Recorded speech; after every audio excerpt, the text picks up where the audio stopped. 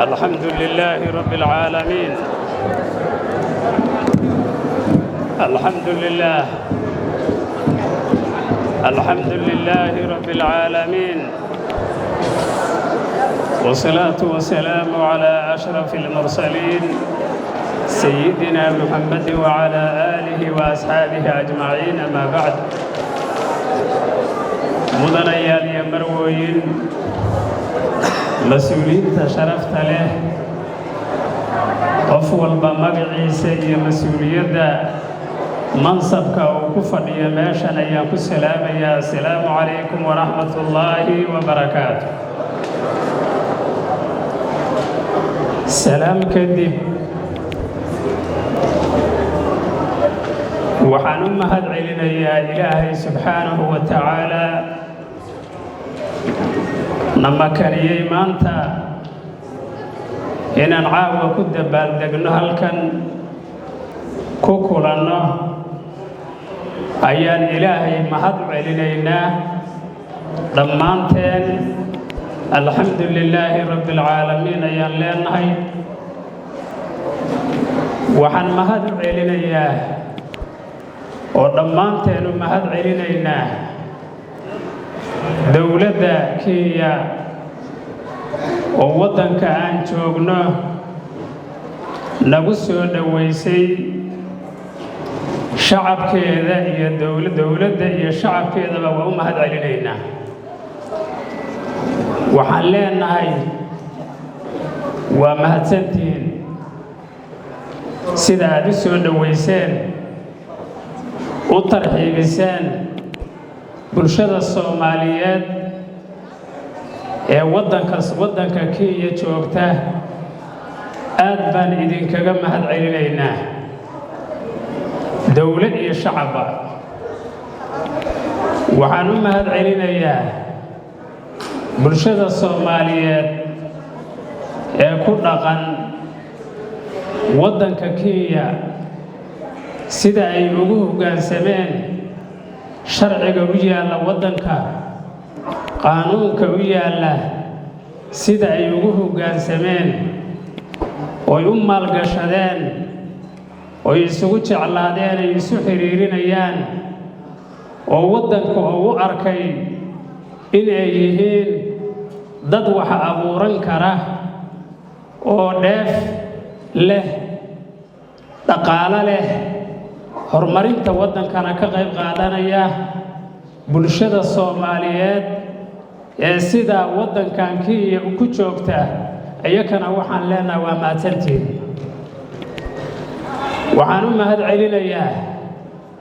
jaaliyadda Soomaaliyeed ee Kenya, khaasatan caasimadda ku nool Nairobi, sidii ay noogu soo dhaweeyeen garoonka caasimadda ee qiimaha laheed, dulqaadka laheed. ayakana waxaan leeyahay jaaliyaddu waa mahadsan yihiin. waxaan kaloo u mahad celinayaa munaasabadda tan qiimaha badan ee lagu soo dhaweynayo ururka Tawfiiq oo ka mida ururada siyaasadeed, ururada qaran ee u taagan siyaasadda Soomaaliya, oo la aqoonsan yahay, sidan isu soo abaabulay oo sidan u soo dhaweeyey, caasimadda ku soo dhaweeyey, guddigii ka shaqeeyey iyo bulshada soo ajiibtana waa u mahad celinayaa. waxaan kaloo u mahad celinayaa safaaradda Soomaaliya ee waddankan Kenya ee uu hogaaminayo Professor Jibriil, oo runtii safaaradda aan ku booqday, khidmada ay u haydo bulshada Soomaaliyeed iyo tafaqudka uu ku samaynayo bulshada Soomaaliyeed, oo aad aragteen asagoo gobollada ku wareegahaya si uu xaajaadka Soomaalida u ajiibo. asagana waa u mahad celinayaa. mudanayaal iyo marwooyin, waxaan ka turjumaynaa ururka la yiraahdo dib u heshiisiinta iyo horumarinta Tawfiiq.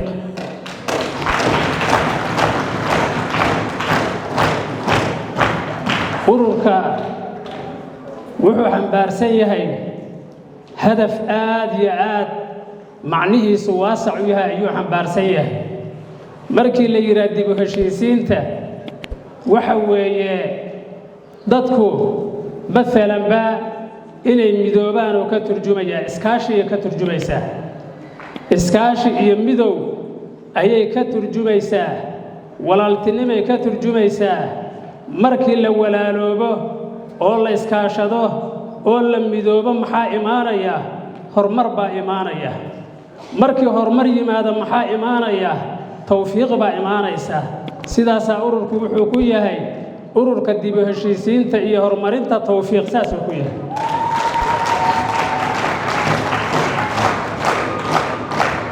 ururkani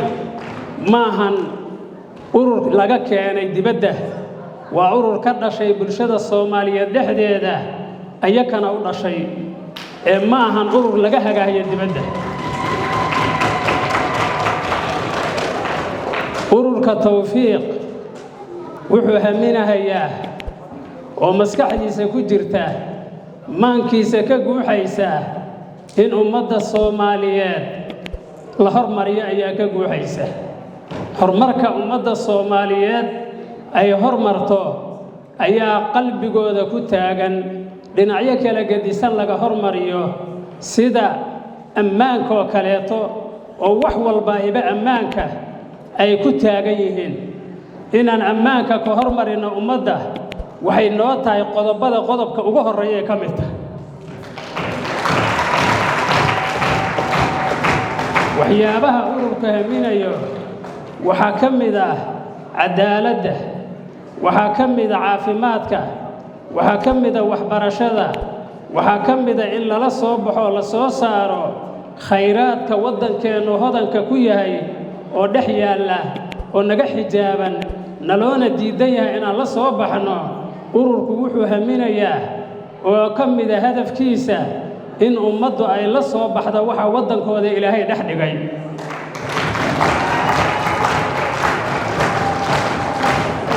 waxaan leenahay tharwa xayawaaniya hodantinimo xoolo nalagu hodan Ilaahay nooga dhiga baan leenahay oo aan nicmoolayda aan hodan ku nahay geela iyo ariga iyo lo'da Soomaaliya meelaha hodanka ay ku tahay waxyaabaha hodanka ay ku tahay ka mid yahay waxaan leenahay tharwa jawiya hodantinimo xagga hawada ah ayaan leenahay waxaan leenahay hodantinimo xagga shidaalka ah waxaan leenahay hodantinimo xagga saliidda ah waxaan leenahay hodantinimo xagga zaraacada abuurka beeraha dhan walba waxaan ka leenahay hodan baan ka nahay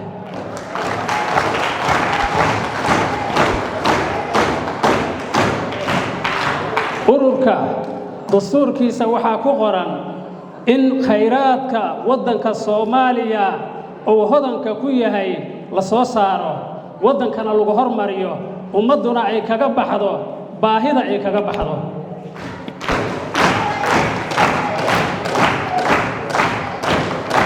mar haddii ummaddu iskaashato oo ay midoobaan muwaafaqo la helo waxaa dhacaysa in la hormaro lana socdo waxa alla waxa adduunka ka socdo hormar ah hadba sidii ay kuugu fududaato aad horay ugu socoto taas ku fududaanaysa waxaan rajaynaynaa biidnillaahi alkariim ururka tawfiiq inuu gaarsiiyo ummadan haddii aad doorataan oo garab istaagtaan inuu ummadan gaarsiiyo barwaaqo iyo bulaal iyo bashbash inuu gaarsiiyaan idinka ballan qaadayna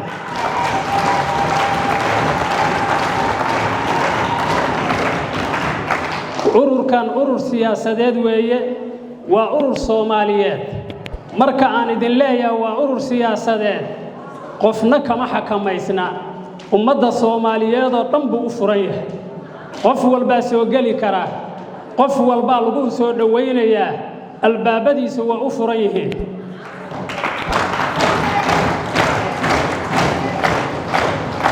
waa urur doonaya in ummadda lagu adeega magacaas oo aan looga adeegan ayaka waxaan doonaynaa in ummaddo mid ah oo isgarab taagan oo isu danqanaysa oo walaalowday oo gacmaha is haysta waddankooda barwaaqada ku jirta inay la soo baxaan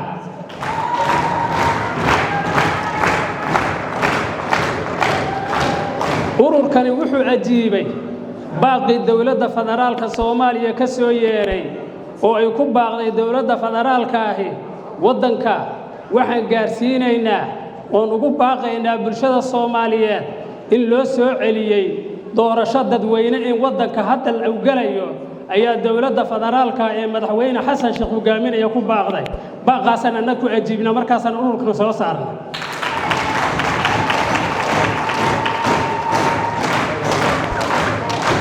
ururkani wuxuu noqday ururkii ugu xafladda weynaayay magaalada Muqdisho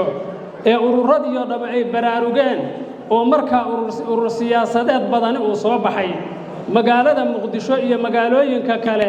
ee gobolada Soomaaliya kulligoodna looga dabaaldegay maantana lagu bilaabay dabaaldegii caasimadda Kenya ee Nairobi adinkana aan kaga mahad celinayno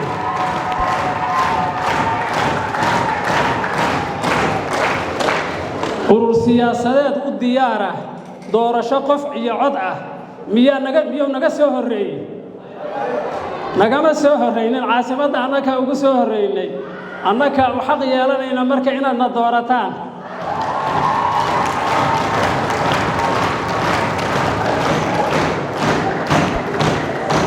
daafaha adduunka oo dhan bay gaari doontaa biidnillaahi alkariim dabaaldegga ururka tawfiiq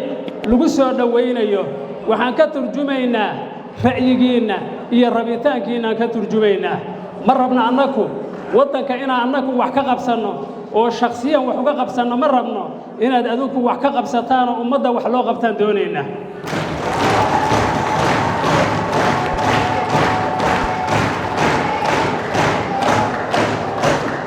ururada isdiiwaan geliyay ee ajiibay dawladda federaalka baaqeedii ee maanta gaaraya 30 ka soo dhameystira shuruucdii lagu talagalay aqbalaadda waa u taaniyadeenaya kulligood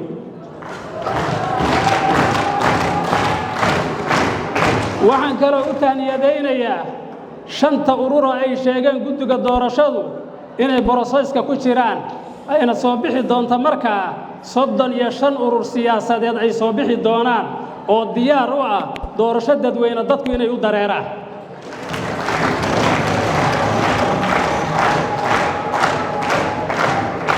walaalayaal waddankan aan joogno dadkiisu waxay ammaankan ku heleen horumarkan ku heleen muwaafaqadan ku heleen inay u dareereen doorasho dadweyne amma waxay sameeyeen ana harsanaynaa war diyaar ma u nahay inaan waddankeena ka samaysana annakuna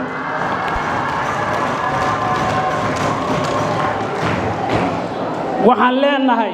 diyaar baan u nahay dawladda federaalka ku baaqdana waa jiibaynaa oo waa soo dhaweynay gudoomiyaha jaaliyadda waa u mahad celinayaa gudoomiyaha Cabdulqaadir wuxuu ariga igula ballamay hayeelin buu yiraahday doorasho dadban la aado doorasho dadban hadii la aado waa doorashada qalloocneed ma ogtahay ummaddan maxay ku dhaqday qalloocay ku dhacday qolada dalbayda waxaan leeyahay walaalayaal ka tanaasule aan ummadda u celinno hadalkooda iyo hadafkooda aan u celinna waa leenahay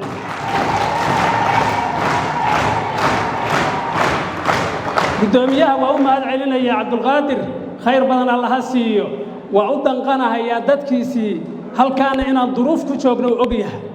in duruufuna keentay waddankeena barwaaqada lahaa ay naga keentay buu ogyahay jaaliyad baan ku nahay marka waxaan rabnaa waddankeena wuxuu noogu hormaraya inaan ku fakarno qabowgan aan ku jirno in fikradeena saliima aan la soo baxnaan rabnaa ee inaan dhaleecayno kuwa dhiigga dhex jooga oo shabaab oo leynayo askariga u taagan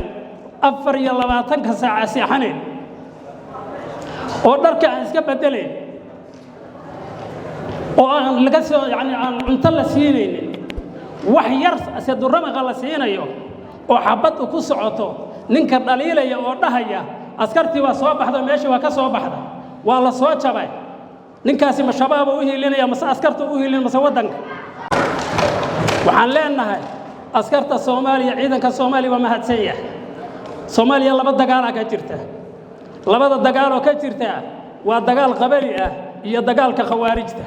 ururkani waxa go'aan ka ah labadaas inuu soo afjaro waddo kastoo ku soo afjaraba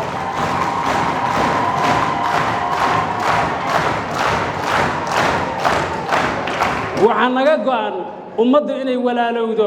oo wax isu quurto oo madax isu noqoto maankooduna oo mid noqdo ayaa naga go'an waxaa naga go'an walaalaha la isku laynayo oo kii xoogga lahaa waddanku ku faanayay ayagoo labadii xoogga lahaa la iska hor keenay markaasay waxay gaareen in qolo walba ay qolada kale meydkeeda soo sawirto cadawguna waa ku raaxaysanayaa waana nagu maalgelinayaa waa isku kaana maalgelinayaa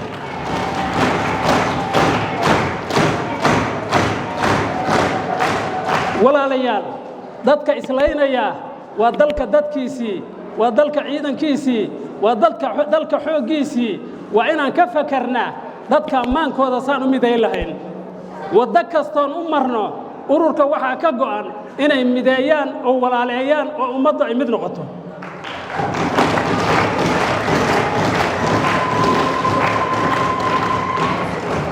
mudanayaal iyo marwooyin ururkan hoggaamiyayaalkiisa odayaal ha ku jiraan laakiin dhallinyara u badan ururkani waa ururkii dhallinyarada meel kastay joogaan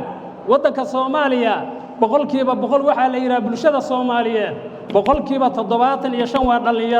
dhallinyarada waxaan ka codsanaynaa inayna taageeraan si dhallinyaradu u badbaado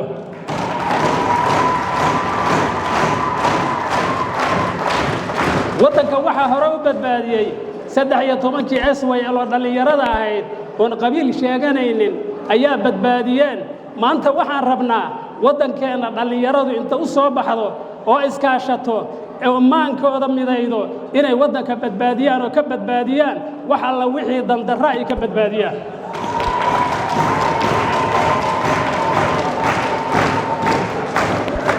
waxaan diyaar u nahay qof kasta oo dhallinyaro ah rag iyo dumarba albaabadiisa inaan ku soo dhaweyno hadduu dibad joogo iyo hadduu daakhil joogaba waa ku soo dhaweynaynaa dhallinyaradaan ku badbaadinaynaa hooyada qudaarta gadaysa hilibka gadaya ninka gadaya hilibka qudaarta kan gadaya oo canshuurta inta laga qaado dadka gobol ay inta cabaanay hoteella ku dagahayaan waa inay waddanka dhexdiisa ku noqotaa oo askarta lagu miciinaa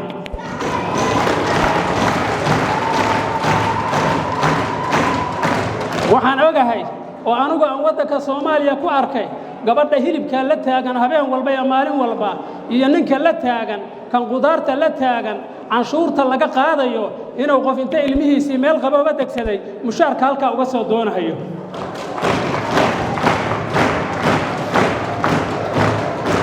حتى هذه مشاركة أو قاطو أو ودنك كعلي لها أو تكانك ودو وكقعد يجلها بابورك وكوكريس لها ولالك جورك كودو وكريس لها سكولك ودو وجيس لها إما الله عكتك بحيلها الله عكت ودنك قليلها وحنغلها الصومالي مواطن أبو نغلها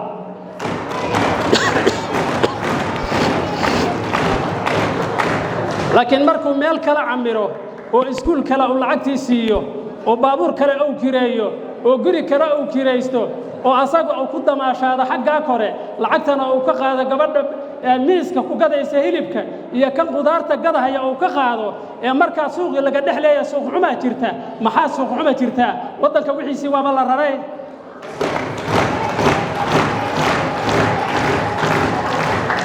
wadankeena barwaaqo weeye waa inaan barwaaqadiisa ku qanacnaa وأنا سيقنا على أسوة سارنا وحسوة ساري كرا ودليردا وحلنا دليري هرددا ككعة هذا وحى مرجلي وحنا أركنين قرج حجاحة هي مركز سائرة ورنيه وكورن وحبرشة هذا مركز الشهادة أنا هي سليم بجر دكتورا حتى لا يستابوي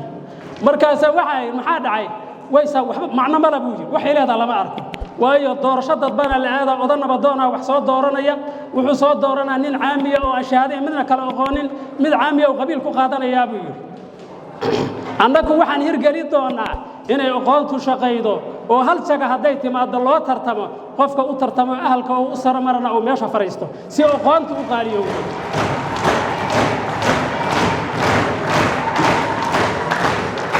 waxbarashada ayaa qiimoobaysa dadku waxbarashada ay aadayaan waa lagu tartamayaa ayadaad wadankuna ku qiimoobaya ee soo baryi maysid ajaanib wax ku soo saarta waddankaaga wax ka soo saaranaysa marka aqoonti yeelato dadka marka aqoonta aadaya mar haddii aqoonti lagu imtixaano laakiin haddii sida hadda jirta xildhibaan iyo odan nabadoona ma leedahay ee ayar hoos laga naasnuujinayo waxa baaba'aya intii aqoonta leedahay meesha ku baaba'aysa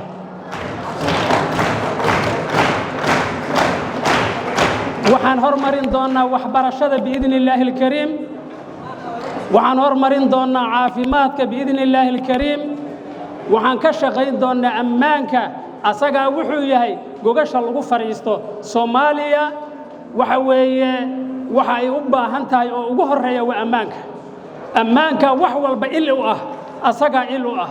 waxaad ogtihiin ammaankaas yani ka shaqayntiisa haddana la ku shiribi maayo horana la kugu shariba geela markuu dhalo waa la shariba caanihiisu intay la egyihiin ammaanka ka shaqayntiisa horabana la kugu sharibay haddeer inaan ka shaqayno ma nagu dooranaysaan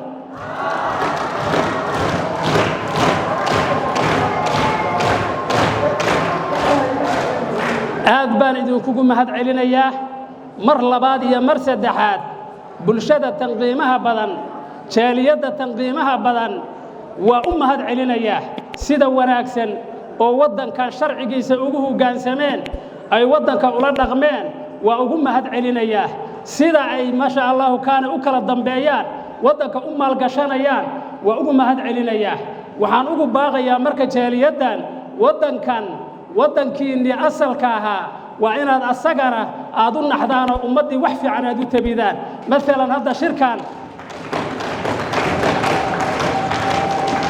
maanta waxaan maraynaa mar carabku ka shar badan yahay xabadda oo xabadu meelaysa gaari karin carabku gaarayo waxaan leenahay midka wariyaha ah oo waxa xun ummadda u kala turjumaya iyo midka siyaasiga ah oo waxa xun ummadda u kala turjumaya walaalayaal kawaantooma wax fiican ummadda ha loo kala raro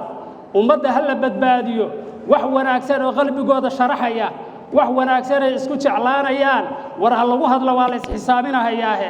markaad qof aragto qofka waxa la ilaahay rasuulkiisa qofka muuminka wanaag u malay buu yiri qofka muuminka wanaag u malay hadaad aragtay yani wuxuu sameeynaya xatal waxaasi haday ta'wiil leeyihiin laba macno yeelayaan macnaha fiican lagu xambaaraa waxaan leenahay marka jaaliyadda aad baan ugu mahad celinayaa soo dhaweynta ay noo sameeyeen caasimadda Nairobi nooga sameeyeen aad baan idinkugu mahad celinaa waxaan idin leenahay ومهسنته بإذن قد سو أبابلو كسو شقيي مناسبة تنقيمها بدن وقتي سسيي دقالها كبحيي دقالها أروريي أيكنا وأمهد علينا وقل كيف بقول أن أمهد علينا شكرا لكم بإذن الله جزاكم الله خير الجزاء وحان كسي بورينا wadada wanaagsan ee habdhaqanka oo aad ku dhaqmaysaan oo walaalihiina wadankan aad kula dhaqmaysaan si yaani aad horumar u gaartaan wadankani waa wadankeeni labaad waana nagu matasheen habdhaqankiina waa nagu matasheen waa idinkaga mahad celinaynaa marka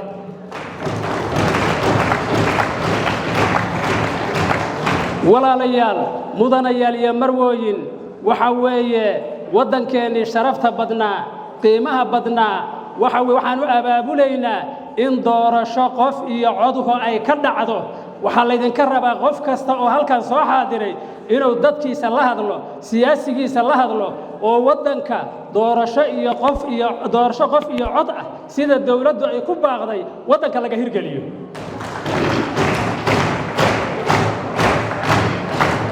waxaan ballan qaadaynaa haddaan soo baxno inaan idinkugu shaqayno ciddii ku soo baxdana aan la shaqayno taasaan ballan qaadaynaa